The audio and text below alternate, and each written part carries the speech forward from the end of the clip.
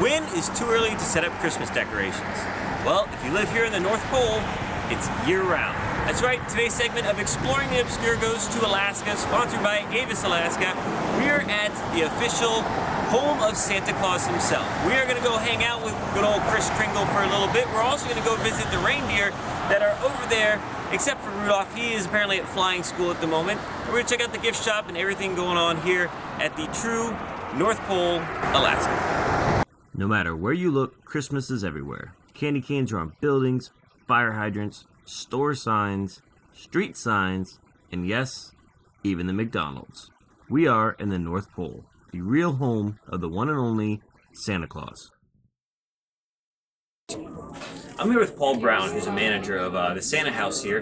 He's going to explain to us a little bit about how this place got started 62 years ago and how it pretty much built the town of North Pole around it. Hey, Tim. How are you doing? Good. How are you doing? Not too bad. Welcome to Santa Claus house. So, obviously Santa lives here. The real Santa lives here. Of course. So he decided that he wanted to kind of make a gift shop around it, and then... Yeah, so what happened is in 1949, a couple by the name of Con and Ellie Miller moved to Interior Alaska, and they had $1.80 in their pockets and 200 kids in the car, so they decided they really needed to do something to make some money. And Con actually became a merchant and fur buyer in the surrounding villages. He would travel to some of the remote areas of Alaska, and he had found a Santa suit in his inventory, so he would dress up as Santa, and he became kind of the first Santa that a lot of the village children had ever seen. So in 1952, they decided to build a permanent trading post, and it was in an area outside of Fairbanks, which had newly been dubbed North Pole. And one day, while he was building the trading post, some of the village children drove by, they recognized him, and they called out, "Hello, Santa Claus, are you building a house?" And just like that, the North Pole became home. This also includes a gift shop, homemade fudge with tons of yummy fudge, and of course, the millions and millions of letters that have been sent to Santa over the years. We were lucky enough to get to go to the room where these are all held, and we even went through some of them and read some of your Christmas lists. We actually have kept track, and we've gotten letters from every single country in the world, including some that you wouldn't think you would get some from. Places like Iraq and North Korea, surprisingly. Broken out. It's funny, like just going through some of these and... Well, and even some of these, like this one you just flip through, you see they send them certified mail to make sure that Santa... Just to make sure that Santa got signed the for list. it? Yeah. So...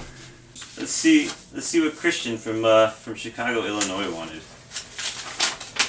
Let's see. Dear Santa, Christmas is almost here and I've been a very good boy this year. I hope you'll visit my house on Christmas Eve. I promise to leave you cookies and milk. And treats for Rudolph. His wish list. Mickey Mouse and his friends, and a new iPad. Of course, a new iPad. We do want some new iPad. iPads and iPhones seem to be pretty popular gifts. Do they? Yeah. But enough with the Christmas list. Let's go visit St. Nick himself.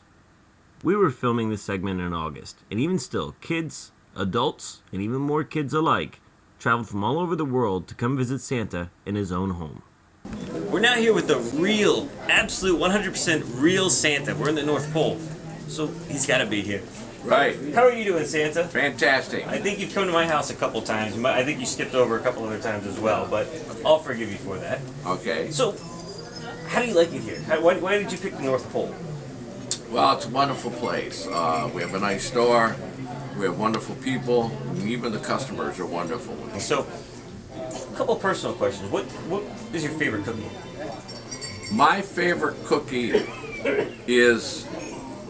I'm not going to give you the name of a cookie. Okay. If I say peanut butter, then I get 20 million peanut butter cookies. So you still want to have a variety. So my favorite cookie is the cookie that the particular family makes. They may have a recipe from their grandma in Poland or something here, something there.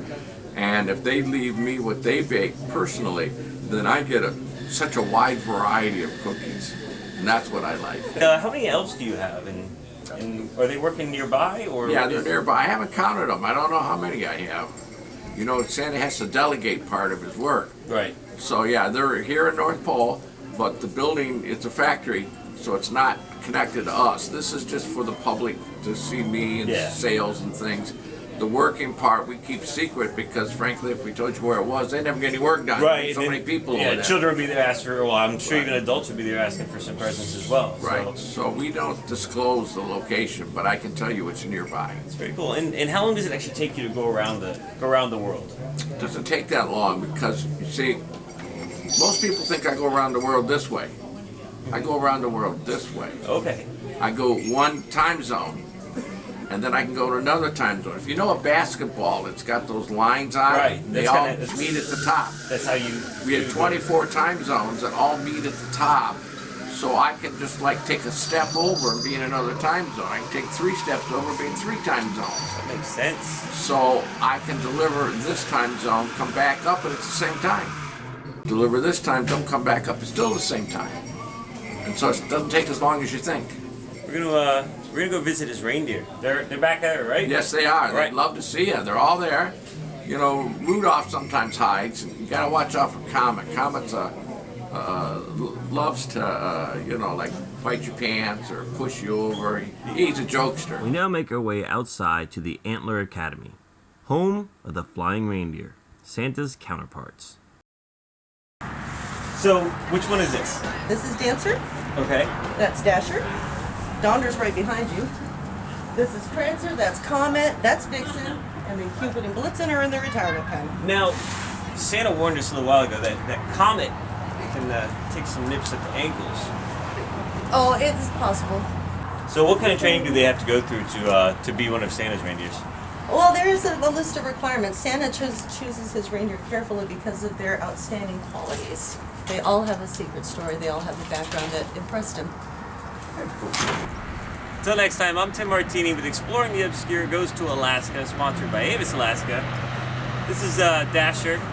We're at the North Pole, Santa's house, the real Santa's house. Make sure to follow us on Facebook under Exploring the Obscure. Same thing with YouTube. Just go to exploringtheobscure.com or follow me on Twitter and Instagram at Timmy Martini. Until next time, keep your bags packed, be good for Santa, let's go exploring. Right, Dasher?